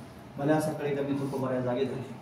जागा होऊन त्यांनी घरातच पांडुरंगाचं मंदिर आहे, त्या मंदिरामध्ये त्यांनी गेलेले आहे. पांडुरंगाच्या समोर बसलेले आहे. हातामध्ये विनायक भगवंताकडे पाहत आहेत. एका हातामध्ये चिपुळे आहेत. भगवंताचं भजन त्यांनी करत आहे. भजन करता करता तल्लीन अवस्था निर्माण झाली. भगवंताच्या मुखारविंदाकडे पाहता पाहता गळगळा नेत्रातून अश्रुधारा त्यांनी वाहत मनोदय भगवंताच्या समोर व्यक्त करायला सुरुवात केली. बस आता मला तुझ्या बरोबर यायचंय. तू लवकरात लवकर त्यांनी सगळी तयारी कर. मी तुझ्या बरोबर येण्याकरिता तयार आहे. अंतःकरणामध्ये भावना उचंबळून आली आणि देव आता त्यांनी प्रत्यक्ष घेण्याकरिता तुकोबऱ्यांना हजर होणार आहे. अशी त्यांनी अवस्था झालेली. देव सर्वांनाच दिसतो असं नाही. तो त्यांनी महाराज भाग्यवंतालाच दर्शन देत असतो. तुकोबऱ्यांना भगवान दिसत होते, तुकोबऱ्यांना भगवान कळत होते. घरी जरी आले तरी पण बाकीच्या लोकांना ते देव देव वाटत नव्हते. मग अशा पद्धतीने तुकोबऱ्यांना दिसत असणारा देव आता जाण्याकरिता निघाला. तुकोबऱ्यांना घेऊन पुढे काय झालं का, तुकोबराय घराच्या दिशेने त्यांनी गेले. जिजाईला रोजच्या नियमाप्रमाणे सांगितलं, आवले आता मी येतो बरं. कुठे निघालात तिने विचारला प्रश्न. गरोदर आहे महाराज 5-6 महिन्याची.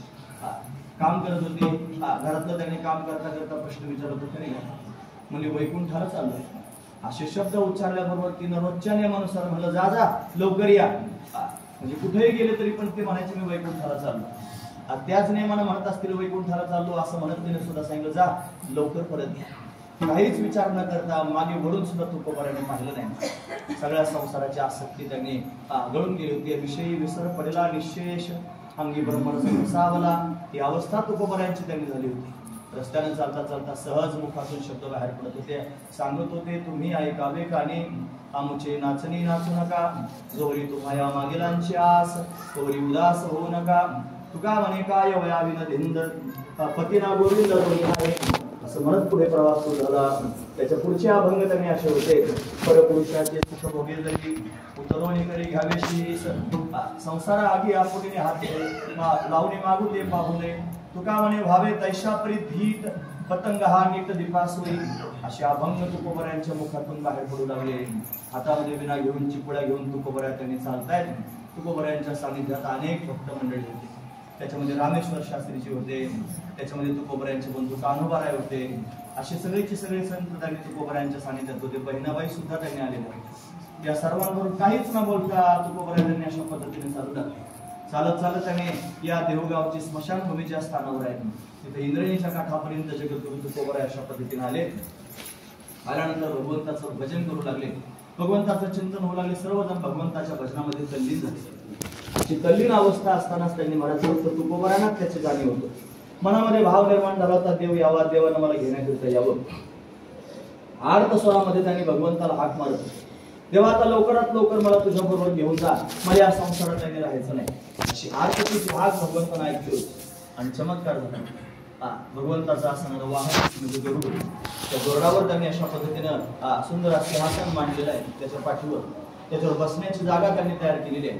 आणि तुकोबरांना घेण्याकरिता अशा पद्धतीने ते गरुड त्या सिंहासनाला घेऊन त्यांनी आणि देव स्वतःच आपल्या बरोबर घेऊन तुकोबरांना वैकुंठाला नेणार आहे. अशा पद्धतीची स्थिती निर्माण झाली होती. पहिला आले हरी शंख चक्र गदा तरी, असं त्यांनी प्रत्यक्ष परमात्मा आलेला आहे.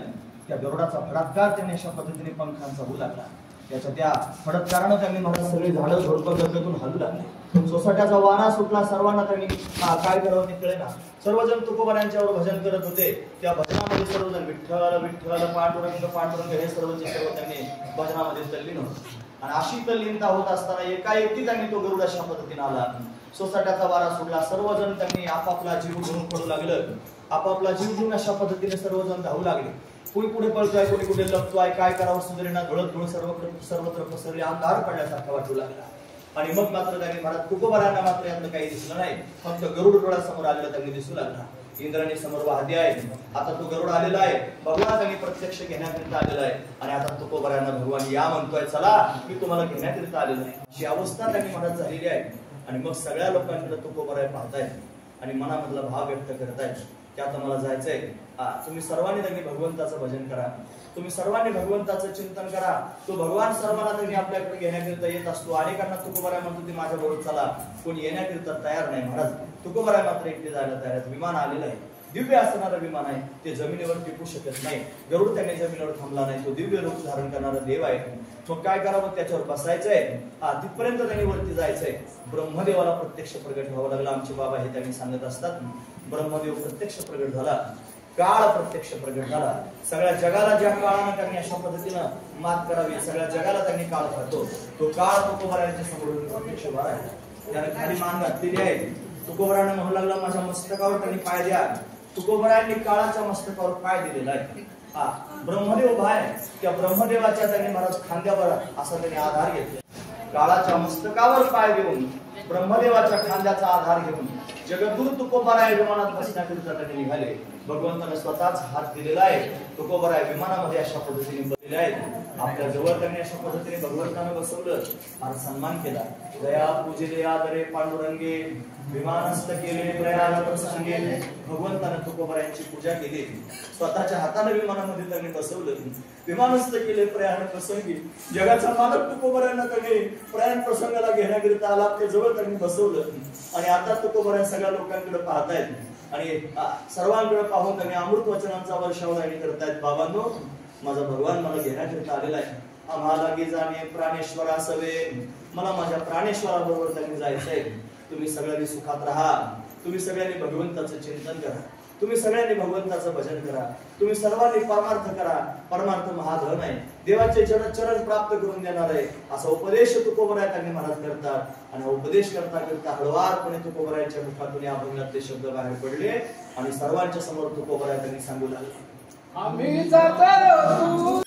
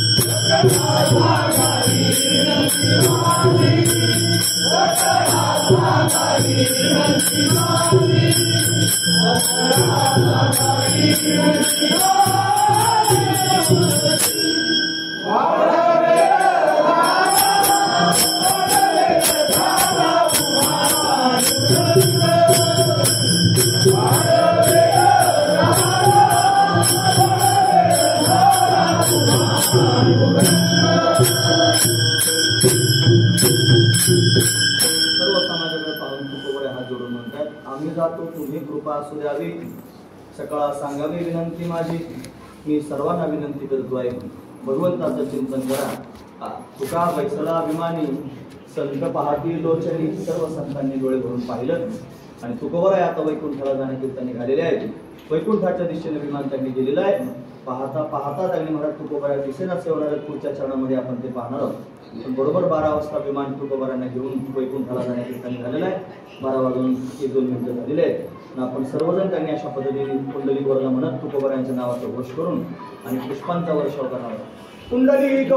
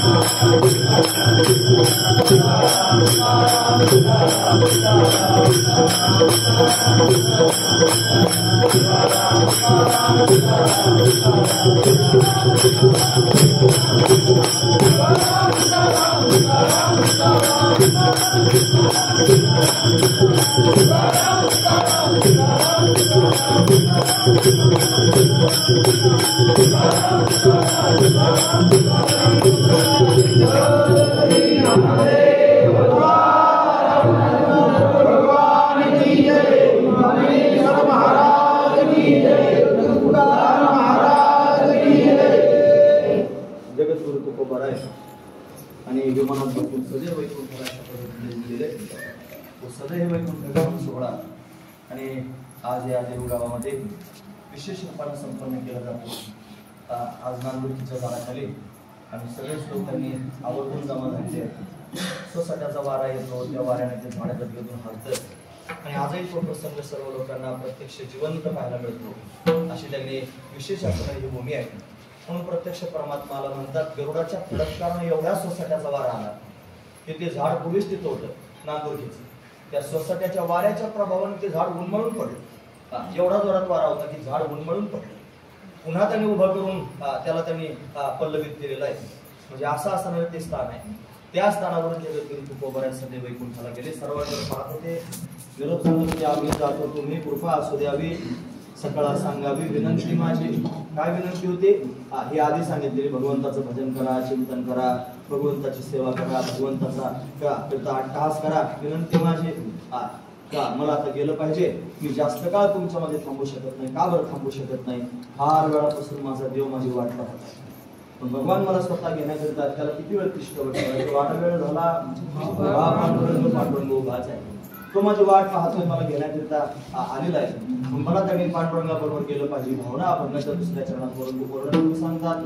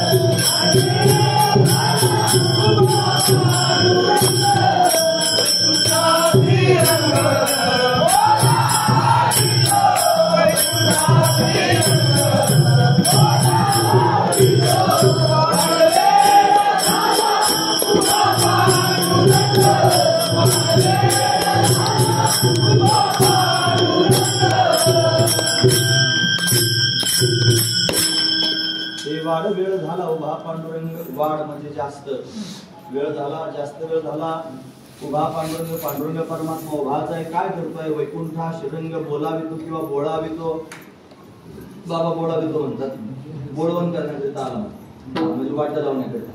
आता तो घेऊनच गेलेला आहे बरोबर, पण जसे सगळेच लोक बोळवण करण्याकरिता येतात तसं त्याच्यात तो पण आहे आणि तो मला घेण्याकरिता अशा पद्धतीने आलेला आहे. हा त्यातला भाव आहे. देव स्वतः घेण्याकरिता आला. तुम्ही ऐकतात ना सर्वजण? आता आपल्याला काय माहिती कोण आहे? देव घेण्याकरिता यावा असं जर वाटत असलं तर तुकोबऱ्यासारखं जीवन जगलं काय?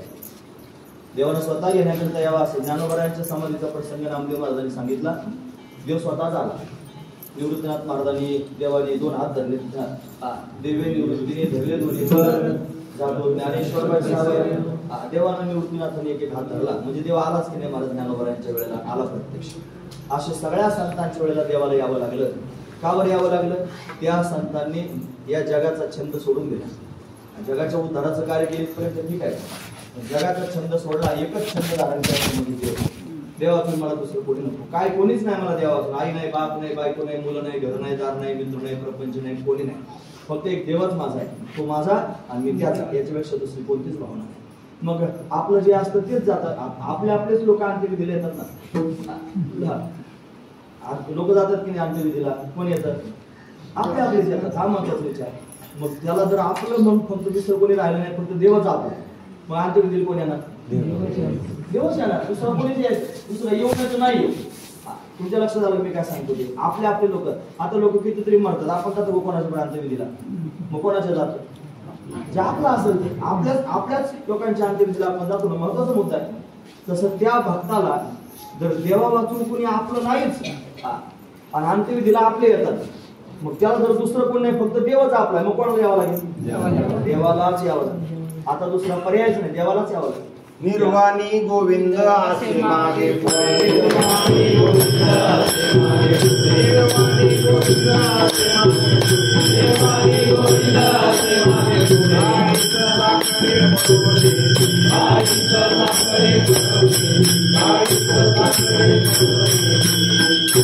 निर्वाणी गोविंद असे मागे पुढे काहीच साखळी पडवलेली. निर्वाण काळामध्ये देव स्वतःच येत असतो, कोणत्याही प्रकारचं साखळ पडू देत नाही. आता याच्याकरिता मला फार उदाहरण सांगता येईल. तुम्हाला भागवतातला गजेंद्र माहिती की नाही? त्या गजेंद्राला कोणी होतं का? त्यांना होतं फार जास्त होतं. एवढे सगळे होते, पण कोणीच त्याचे नव्हते. हे त्यांनी प्रसंगात दाखवून दिलं. तसं आपल्याला फार असतात, पण आपले कोण आहे ते कधी ओळखू येतात? प्रसंग असतात. नाही, प्रसंग आल्यानंतर जर भामट्यासारखी बाजूला सरकले, समजा ते आपले नाही. सरळ सरळ गोष्ट आहे. एवढ्या बायका होत्या गेल्या, एवढे पोरं होते गेले, सगळे गेले. मला कोणी राहिलं? एकटाच राहिला. अंतकाळी मी परदेशी एकटाच राहिलो. काय रे यांच्याकरता केलं? सगळे सोडून गेले देव. आता काय करू? मग काय केलं? त्याच्यातलंच फुल घेतलं, सोडले, तर भगवंताचं स्मरण करत फिरकावलं. आता कोण आहे तो गजेंद्राला? फक्त देवच आहे. आला की नाही देव? देवाला यावं लागलं. गजेंद्राचा धावा तुवा केला विठाई महाराज म्हणतात. गजेंद्राकरिता धावत आला ना, एकटाच होता म्हणून त्याला देवाशिवाय दुसरं कोणी नव्हतं. अशी अवस्था ज्या दिवशी आपली होईल की जगात देवाशिवाय दुसरं माझं कोणी नाही, त्या दिवशी आपल्या जायच्या टायमाला पण देव येईल. खरं सांग, त्याला यावं लागेल. भीष्माचार्यांना सगळा बतवला होता, पण कोणी राहिलं का अंतकाल समयाला? त्या बाणाच्या शिळीवर पडले होते आणि सगळे आपले ज्यांना म्हणत होते, एक सुद्धा थांबलं नाही. बरेच मेले त्याच्यात. आणि कोणी पाहायला गेले 51 दिवस पडून होते जंगलामध्ये. पाण्याचा तपास नाही, खाण्याचा तपास नाही, अंगात बाण घुसले, केवढ्या वेदना होतात. एवढं सगळं सहन करीत त्यांनी 51 दिवस थांबले. कोणी गेलं नाही. याच्यात डोक्यात आलं आपली वाट पाहतोय, जायला पाहिजे. गेला महाराज. ते त्यांनी कबूल केलं. ते त्यांनी धर्मराजाला सांगितलं भीष्माचार्य तथापेकांत भक्तेषु पश्य भूपानुकंपितम. राजा बघ त्याच्या पोटात केवढी अनुकंपा आहे. मी एकांतात पडलेला भक्त आहे, मला कोणी नाही त्याच्याशिवाय हे त्याला कळतंय. म्हणून त्यांनी मला कोणी जरी पाहण्याकरिता आलं नाही तर ह्या जगाचा मालक कोणाला टाकत तो मला पाहण्याकरिता मला भेटण्याकरिता आला, त्याला यावं लागतं. तसं तुकोबराय म्हणतात विठ्ठल बाप माय चुलता विठ्ठल भगिनी आणि भ्राता विठ्ठल विन चाड नाही होता तुका म्हणे आता नाही दुसरे. आता दुसरं मला कोणीच नाही, आता कोण आहे फक्त विठ्ठलच माझा आहे. मग विठ्ठलाने आलं पाहिजे की नाही? आला. फक्त आला का? काकुळती आला का? फार वेळापासून आला. वाढ वेळ झाला फार वेळापासून आला. आणि पुन्हा विनंतीपूर्वक म्हणतो चला ना तुकोबा, आपण लवकर गेलं पाहिजे, चला ना तुकोबा. म्हणून अंतकाळात समयाला त्यांनी परमात्मा आला आणि त्या परमात्म्याने कृपा केली. आणि अशी कृपा केली की त्याच्यामध्ये एकरूप करून टाकलं, आपलंसं करून टाकलं. आता तुकाच आणि तुका रूपाने शिल्लक राहिलाच नाही. पुढी सहित तुका मुक्त झाला. अशी दिव्य स्थिती भगवंताच्या कृपेने झाली. अंतकाळ समयाला देव पावला आणि पुढी सहित त्यानं आपलंसं करून टाकलं. अभंगाचं शेवटचं अंतकाळी विठुआ माझी पावला. अंतकाळी विठुआ माझी पावला. अंतकाळी विठुआ माझी पावला. अंतकाळी विठुआ माझी पावला. अंतकाळी विठुआ माझी पावला. अंतकाळी विठुआ माझी पावला. अंतकाळी विठुआ माझी पावला. अंतकाळी विठुआ माझी पावला. अंतकाळी विठुआ माझी पावला. अंतकाळी विठुआ माझी पावला. अंतकाळी विठुआ माझी पावला.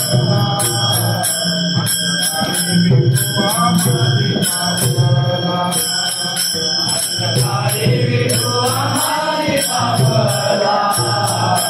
अंतकाळी विठुआ माझी पावला. अंतकाळी विठुआ माझी पावला.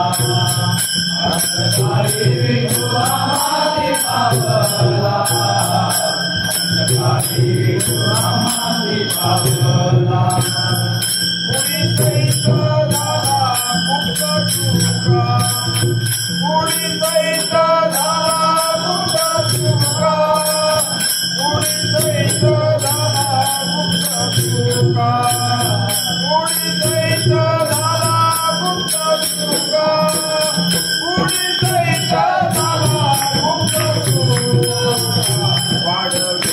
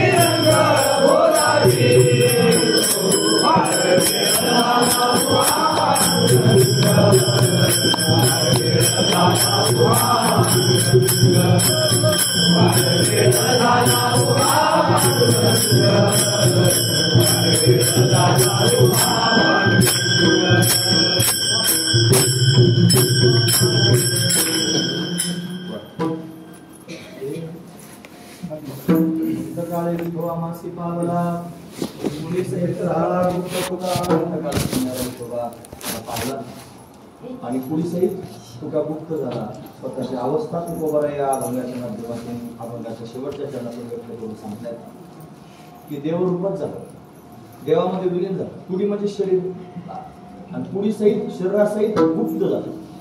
सर्वांच्या समोर पाहता पाहता भगवद्रूप होऊन गेलो. हा त्यातला दिव्य असणारा भाव. म्हणून देव आला. कसं काय आला, का बरं यावं लागलं देवाला? हे संसारातले लोक संसाराची जेवढी वाट पाहतात, ज्याचे लग्न जमत नाही ते बायको करण्याची वाट पाहतात, कधी बायको होईल. ज्यांना मुलं होत नाही ते मुलं होण्याची वाट पाहतात, कधी मुलं होत. ज्यांना संपत्ती प्राप्त होत नाही ते संपत्ती बनवण्याकरता आस लागून असतात, कधी त्यांनी संपत्ती प्राप्त होईल. ज्यांना नावाची त्यांनी आवश्यकता वाटते, लौकिकाची आवश्यकता वाटते, नावगाव कमवण्याकरता ते आट्टा असतात, कधी माझं नाव होईल. या सगळ्या गोष्टींकरता सामान्य संसारीची जेवढा तळमळ तेवढी तळमळ जरी देवाच्या प्राप्तीकरता झाली तरी पण परमात्म्याला प्रगट घ्यावं लागेल. यांच्या मनामध्ये धनाची अपेक्षा नाही, मानाची अपेक्षा नाही, संपत्तीची अपेक्षा नाही, वैभवाची अपेक्षा नाही, पत्नी मुलांची घरादाराची कशाचीच अपेक्षा नाही. एकच अपेक्षा देव भेटला पाहिजे.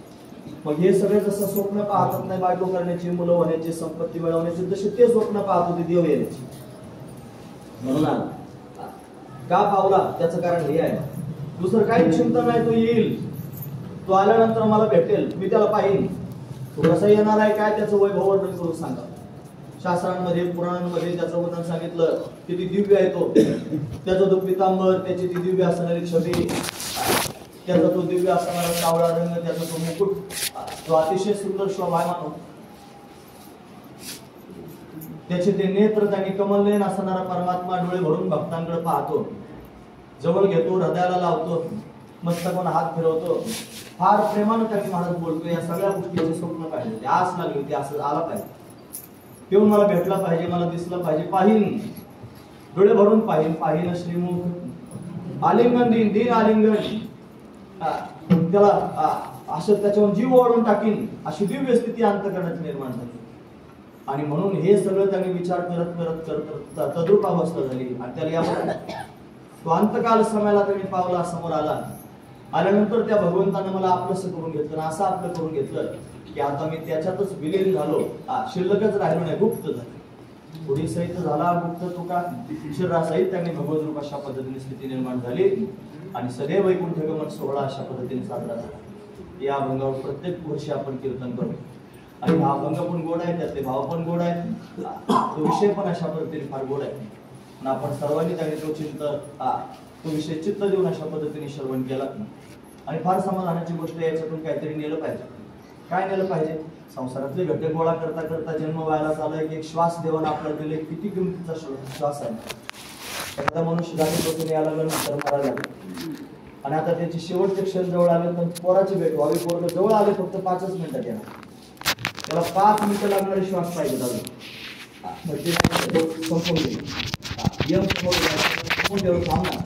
5च मिनिटाचे श्वास देतो, फक्त 5 मिनिटाचे दे. आणि त्याच्यानंतर पोरगा आलं, डोळे भरून पाहू दे, पोरांना लगेच जाऊ दे. पण तो मग तेवढे शिल्लक नाही, आता याला जावंच लागणार. काय खर्च केला म्हणजे 5 मिनिटाचे श्वास विकत घेता येते. किती रुपये, किती कोटी रुपये खर्च केले म्हणजे 5 मिनिटाचे श्वास विकत घेता नाही घेता. तेवढे श्वास महत्वाचे आपल्या दिलेत देवाने, आपले सध्या चालू आहे. म्हणजे कितीतरी विशेष असणार महत्व त्या श्वासाचं आहे. त्याला कोटीतून रुपयात मोजता येते, एवढा एक श्वास किमतीचा आहे. आणि असे श्वास आपल्याला फुकट मिळाले, आणि फुकट मिळालेले श्वास आपण फक्त संसाराचं चिंतन घालून आहे. हेच जर श्वास आपण भगवंताच्या चिंतनात घालवले, भगवंताच्या प्राप्तीकरिता जर आपण खर्च केले, तर आपलं जीवन त्यांनी सार्थकी लागेल, आपलं जीवन कारणे लागेल, आपल्याला भगवंताची भेट, भगवंताचं दर्शन होईल. पण फुकट मिळालेल्या गोष्टीची किंमत नसते, हा महत्वाचा विचार. तुम्हाला फुकट कोणी तत्वज्ञान सांगायला तुम्ही त्यालाच लाथाळा सुरुवात करा, अशी अवस्था समाजाची असते. म्हणून त्यांनी हे फुकट मिळालेलं फार त्रासदायक असतं. म्हणून साधू संत त्यांनी सहज आपल्या समोर आले, म्हणतो लोकांना लाथा घातल्या. साधू संत एवढ्या मोठ्या अधिकाराचे ते स्वतःहून आपल्या समोर आले. त्यांच्या जोड्या काय पाडल्या, त्याचे पिठ काय हिसकून घेतले, काय काय नाही केलं ते सांग. ही फुकट सहज मिळालेलं आहे, त्याची किंमत लोकांना कळत नाही. तसे जीवन सहज मिळालेलं आहे, भगवंतांना दिलेलं आहे. हे शरीर सहज मिळालेलं देवानं दिलेलं आहे, इंद्रिय सहज मिळालेले देवानं दिलेले आहेत. हे सगळं आयुष्य सहज मिळालं देवानं दिलेलं आहे, श्वास सहज मिळालं देवानं दिलेले आहेत, हे सगळेचे सगळे घटक देवाच्या प्राप्ती करतात. आणि हे जर आपण भगवंताच्या प्राप्तीकरता खर्च केले नाही तर आपण त्याने व्यर्थ करून बसलो आणि मग शेवटी त्याने हातातून सगळं निघून जाईल आणि मग मात्र काही शिल्लक राहणार नाही, देव शिल्लक राहणार, देव भेटणारच नाही. आणि ज्या संसाराकरता 8 तास केला तो बरोबर नेता येणार नाही. सांगा संसारातलं काय नेता आलं? सांगा ती कवडी गेली नाही, रावणासारख्याला कवडी नेता आली नाही, काय त्याच्याकडे ताकद होती, सगळ्या देवांवर राज्य करत होता पण कवडी सुद्धा त्याला बरोबर नेता आली नाही. नेण्याची तरतूद काय? ज्याच्याकरता जन्म घालवला तो संसारही बरोबर नेता आला नाही. आणि जे प्राप्तीकरिता शरीर मिळालं तो देवही प्राप्त झाला नाही. झाला की फजिता, दोन्ही बाजूनी फजितीच झाली.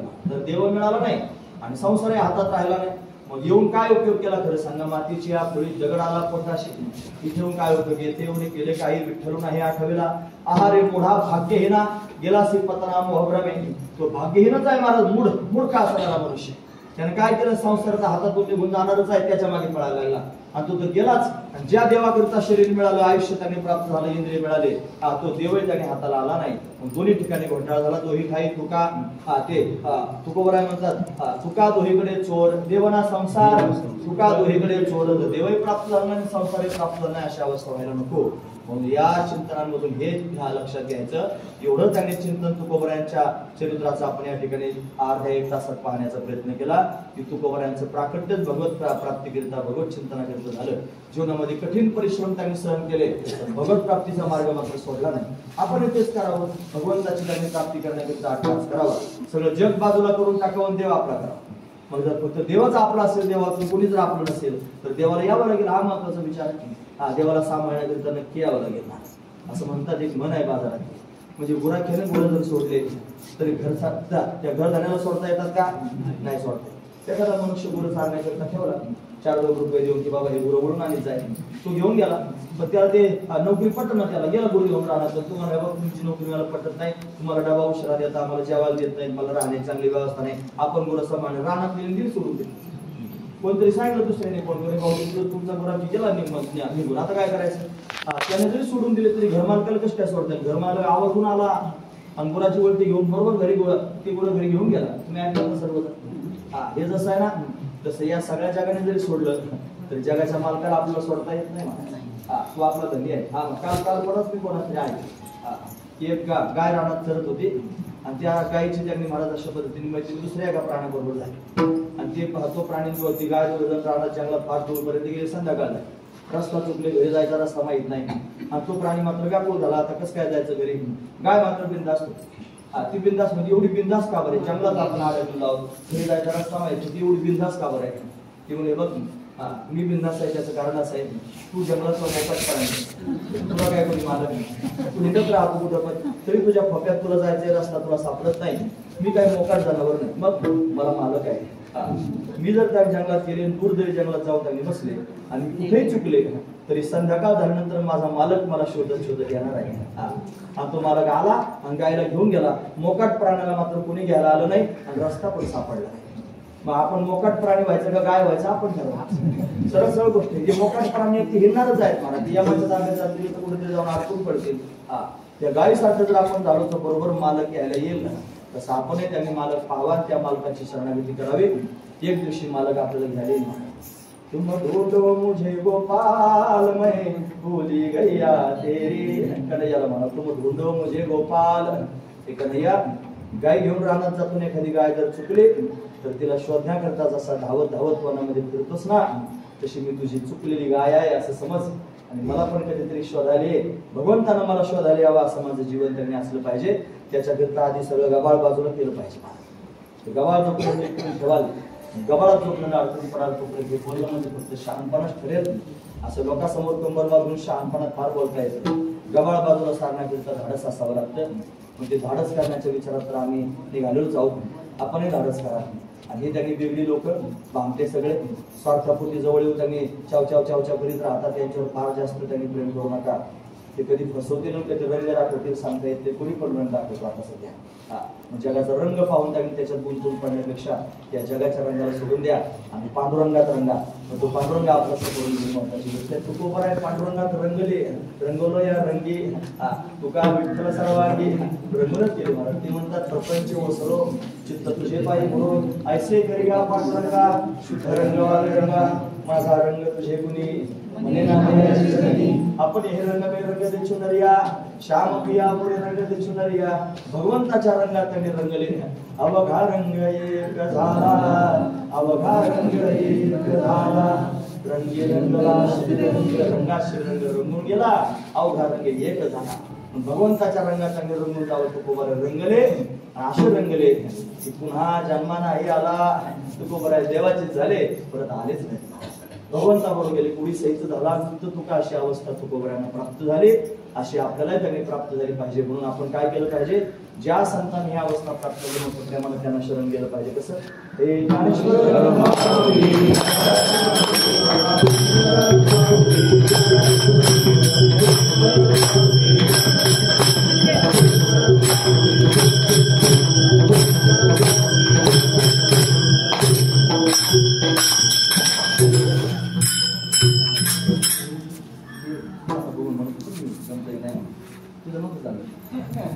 म्हणजे मला स्वर ज्ञान नाही मला समजतच नाही स्वरातलं काही मी त्यांना विचारत होतो माझं हे बोलणं स्वरात चाललंय का आणि तेव्हा ते नाही म्हणत होते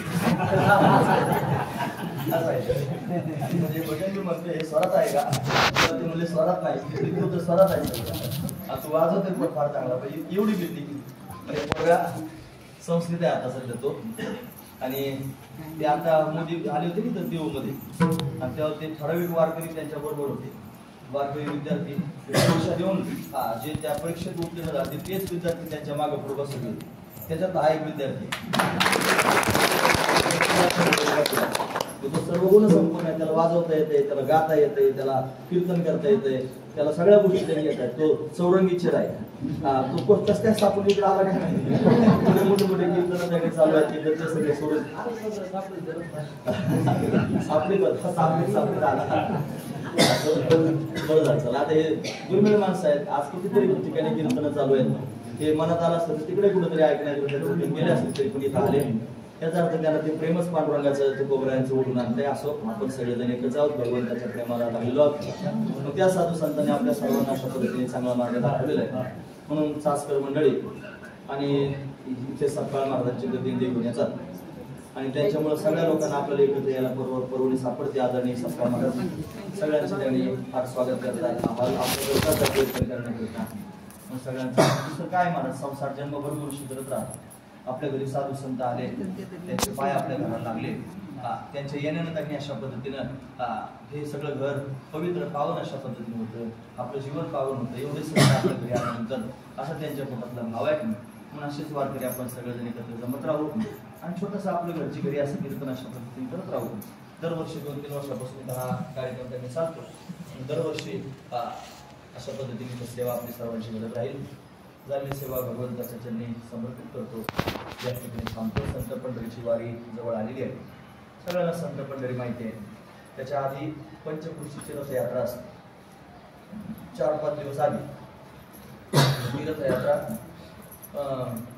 निमगाववरून निघून परत फिरून निमगावला येते पंचकृषीला गाडा मारून तर त्या नियमानुसार ही रथयात्रा कधी होणार आहे त्याची सूचना व्हॉट्सअपला टाकली जाईल मला असं वाटतं की आपल्या वारकऱ्यांनी सवड काढून आणि 4-5 दिवस आधीपासूनच संत पंढरीत हजर राहावं रथयात्रेबरोबर हे सर्वांनी जण राहावं 3 दिवसाचा सोहळा त्याच्यानंतर अक्षय तृतीया शंकराचार्याचे असा 3 दिवसाचा सोहळा होता मग 5 दिवस आधी यायचं आणि पुढचे 3 दिवस सप्ताह करता जसं 8 दिवस आपण जातो तसे 8 दिवस काढून जर आले तर सर्वांना रथयात्रा पण पाहायला भेटेल आणि 3 दिवसाचा सोहळा करून आपापल्या घरी सर्वजण अशा पद्धतीने जातील म्हणून ती सूचना व्हॉट्सअपला येणार आहे पण तरी माझ्या पद्धतीने सांगावं मी तुमच्या समोर मांडली 30 एप्रिल 1 मे आणि 2 मे असा 3 दिवसाचा तो कार्यक्रम आहे 30 एप्रिलला आदरणीय हरिभक्तीपर्यंत कराळे माऊली घाटावरचे माऊली त्यांना म्हणतात त्यांचं कीर्तन होणार आहे 7 ते 9 1 तारखेला आदरणीय हरिभक्तीपर्यंत श्री यशोधन महाराज साखरे यांचं संध्याकाळी 7 ते 9 कीर्तन 1 तारखेला 1 मेला होणार आहे 2 मेला सकाळी पूजनीय वंदनीय श्री गुरु तुंतुनी महाराज शास्त्रीजी यांचं 10 ते 12 या वेळेमध्ये शंकराचार्य जयंतीचं कीर्तन होणार आहे आधी प्रदक्षिणा होईल नंतर कीर्तन होईल दुपारच्या सत्रामध्ये चांगदेव महाराज शेगाळकर यांना आणि फार वयोवृद्ध तपस्वी असणारे महापुरुष आहेत महात्मे त्यांना पुरस्कार यावर्षीचा आपण देणार आहोत संध्याकाळी 4 ते 6 आपण आपलं काल्याचं कीर्तन 2 तारखेला करणार आहोत आणि त्यानंतर सर्व लोकांना आपापल्या स्थानावर जाता येईल.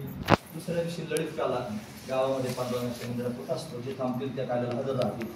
ज्यांना जायचे ते आपल्या दिवशीचा कालाचा प्रसाद घेऊन आपापल्या घरी जातील. असे 3 दिवसाच्या कार्यक्रमाची रूपरेषा आहे ती आपल्या सर्वांच्या समोर अशा पद्धतीने सांगितली.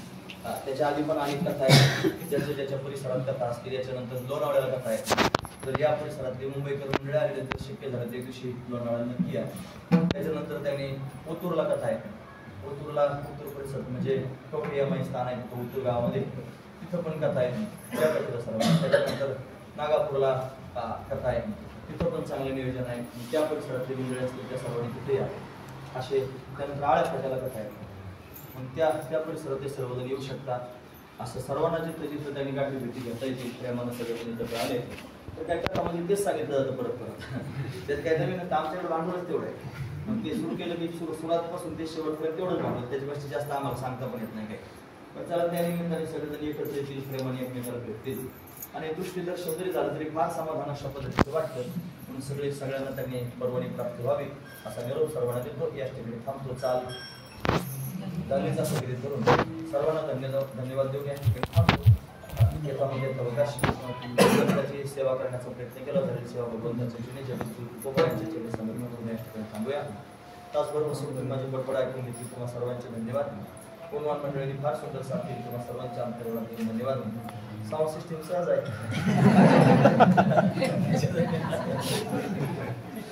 सगळ्यांचे धन्यवाद करून या ठिकाणी थांबतो. मोठ्या प्रेमाने भगवंताचं चिंतन करतो. कसं हे